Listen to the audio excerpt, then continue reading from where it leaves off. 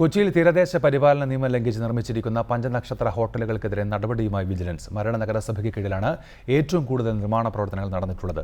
സ്വകാര്യ വ്യക്തി സമർപ്പിച്ച പരാതിയിൽ വിജിലൻസിന്റെ ത്വരിത പരിശോധന ആരംഭിച്ചു. ഇക്കുറി തീരദേശ പരിപാലന നിയമം ലംഘിച്ച് കൊച്ചിയിൽ നിർമ്മിച്ചിരിക്കുന്ന പഞ്ചനക്ഷത്ര ഹോട്ടലുകൾക്കെതിരെയാണ് വിജിലൻസിന്റെ ചുവപ്പ് കാർഡ്. കഴിഞ്ഞ സർക്കാരിന്റെ കാലത്ത് ഉദ്യോഗസ്ഥരുടെയും രാഷ്ട്രീയ നേതൃത്വത്തിന്റെയും പിൻബലത്തോടെ വൻതോതിൽ കായലും കൃഷിഭൂമിയും കയ്യേറി നിർമ്മിച്ചിരിക്കുന്ന 10ഓളം ഹോട്ടലുകൾക്കെതിരെ ലോകായുക്ത വിജിലൻസ് അന്വേഷണത്തിന് ശുപാർശ ചെയ്തിരുന്നു. മരട് നഗരസഭയ്ക്ക് കീഴിലാണ് വ്യാപക കയ്യേറ്റവും അനധികൃത നിർമ്മാണ ജോലികളും നടന്നിരിക്കുന്നത്. വില്ലേജ് രേഖകൾ പ്രകാരം 57 സെന്റ് സ്ഥലം മാത്രമുള്ള ഹോട്ടൽ ഉടമകളിൽ ചിലർ 4.5 ഏക്കറിലധികം കൃഷിഭൂമി നികത്തിയെടുത്ത് പഞ്ചനക്ഷത്ര ഹോട്ടൽ നിർമ്മിച്ചുവെന്ന് കാട്ടി സ്വകാര്യ വ്യക്തി സമർപ്പിച്ച പരാതിയിലാണ് വിജിലൻസ് ത്വരിതാന്വേഷണം ആരംഭിച്ചിട്ടുള്ളത്. പരാതി വിജിലൻസ് ഡയറക്ടർക്ക് കൊടുക്കുകയുണ്ടായി. ഇന്ന് അതിൻ്റെ മൊഴിയെടുക്കുവാൻ വേണ്ടിയിട്ട് തന്നെ വിളിച്ചു.